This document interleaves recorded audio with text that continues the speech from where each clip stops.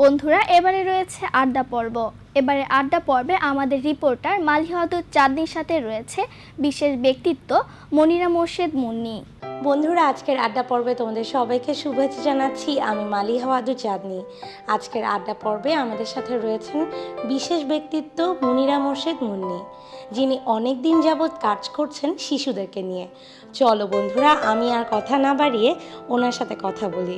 কেমন আছো তুমি? ভালো আছি। আচ্ছা, তুমি তো অনেক দিন যাবৎ শিশুদেরকে নিয়ে কাজ করছো, ছবি তুলো। তোমার এই ছবি তোলার শুরু হয় কখন থেকে? ছোটবেলা থেকেই, যখন আমি কিশোরী। আমার বড় ভাই মাত্র 4 বছরের বড়, ও ছবি প্রিন্ট করতো, ছবি তুলতো। সেই ছবিগুলো বিভিন্ন অনুষ্ঠানের ছবি তুলতো, সেটা দিয়ে ওর পকেট খরচ চালাতো। তো ওর ডার্ক রুমে কাজ করতো রাতের বেলা। ডার্ক মানে কি, ওটা ওর শোবার ঘর। রাতের বেলা দরজা আটকে পেপার কেটে, তখন তার ডিজিটাল যুগ ছিল না, ডিজিটাল ক্যামেরার যুগ না, কাগজ কেটে সেই কাগজে এক্সপোজার দিতাম 2 ভাই বোন মিলে। আবার কখনো আমি ডেভেলপ করতাম। এটা 80-র দশকে, 87-88-র দিকে এইভাবেই শুরু হলো ছবি তোলা। তুমি ছবি নিজে তোলা শুরু করলা কখন? তখন আমি গার্লস গাইড করতাম। গার্লস গাইডের সদস্য হিসেবে কক্সবাজার, সিলেট বিভিন্ন ক্যাম্পে যেতাম। তখন আমার আরেক সবচেয়ে বড় ভাই সিরাজুল করিম খান, উনি আমাকে ক্যামেরা ঝুলিয়ে দিলেন গলায়, যে তুই ছবি তুলিস ক্যাম্পের। জলপাই রঙের ড্রেস পরে আমরা সি বিচে ঘুরে বেড়াচ্ছি, ক্যাম্পে তাঁবুতে ঘুমাচ্ছি, এই সব ছবি তুলতাম স্কুলে থাকতেই। শিশুদেরকে নিয়ে তোমার কাজ শুরু হয় কখন থেকে? সেটাও একটা স্কুলে চাকরি করতে করতে। সানবেমস স্কুলে আমি প্রথম মাস্টার্স করার পরে জয়েন করলাম স্কুল শিক্ষক হিসেবে। তা সেখানে আমি পড়ানোর চাইতে বাচ্চাদের বিভিন্ন অঙ্গভঙ্গি, মজার মজার দৃশ্য চোখে লাগতো, আমার ছবি তুলতে ইচ্ছে করতো। তা আমি এরকম ছবি তুলতাম ক্লাসের ফাঁকে ফাঁকে। তো একদিন ফ্ল্যাশ জ্বলে উঠলো, হঠাৎ প্রিন্সিপাল নীলুফার মঞ্জুর আসলেন। আমি তো ভয় পেয়ে গেলাম। তখন দেখলাম উনি একটা চমৎকার হাসি দিলেন, হাসি দিয়ে বললেন যে এটা তো ভালো হবি তোমার, এবং যার যেটার দিকে ঝোঁক সেদিকেই কিন্তু যাওয়া উচিত। এই কথাটা আমাকে বেশ নাড়া দিল। এবং তার পরের বছরই আমি এই যে ছোটোবেলা থেকে ছবি তুলছি, সেখান থেকে বাছাই করে কিছু ভালো ছবি বড় প্রিন্ট করে সুন্দর করে গুছিয়ে আমি দ্রিকের ডক্টর শহীদুল আলমের কাছে গেলাম যে আমি এটাকে পেশা হিসেবে নিতে চাই। তখন 96 সালে আমি দ্রিকে স্টাফ ফটোগ্রাফার হিসেবে যোগ দিই।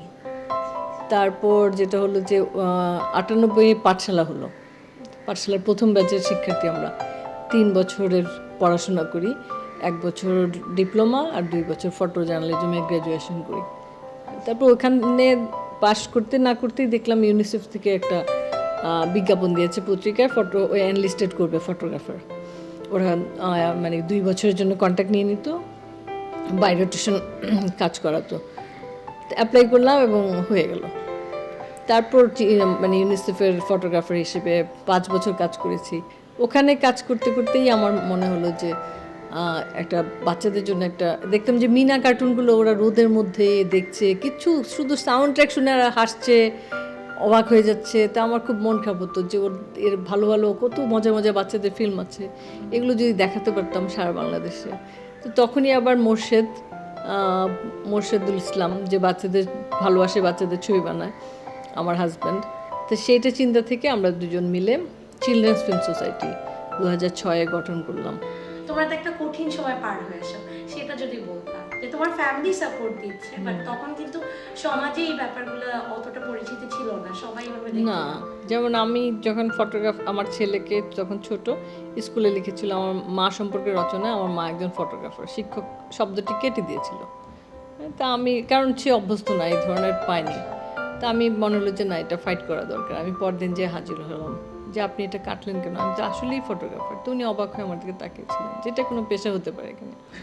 তো যাই হোক, তো এইভাবে এখন যেটা হয়েছে যে, আর তখন ছিল যে এটাকে একেবারেই পেশা হিসেবে দেখতো না, পেশা হিসেবে নেওয়া যায় এটা ভাবতো না। কিন্তু এখন কিন্তু এই জেনারেশনের ছেলেমেয়েরা অনেক আসছে। কারণ হচ্ছে কি, আমাদের যুগে আমাদের বাবা মারা চাপিয়ে দিত। আমরা একদম শেষ সময় চলে এসেছি, তুমি আমাদের বন্ধুদের উদ্দেশ্যে কিছু একটা বলো। বন্ধুরা তো আমারও বন্ধু, ছোট বন্ধু। আমি তোমাদেরকে বলবো যে তোমরা শুধু পড়াশোনা তো ভালো করতেই হবে, না হলে জীবনে অনেক কিছুই অপূর্ণ থেকে যাবে। সেই পড়াশোনার পাশাপাশি অন্য যে হবিগুলো আছে, ভালো ছবি দেখা, ভালো ফিল্ম, ভালো বই পড়া, এই অভ্যাসগুলো কিন্তু তোমাদের রপ্ত করতে হবে। ছবি আঁকা, অনেক হবি আছে, এই হবিগুলো তোমাদের রপ্ত করতে হবে।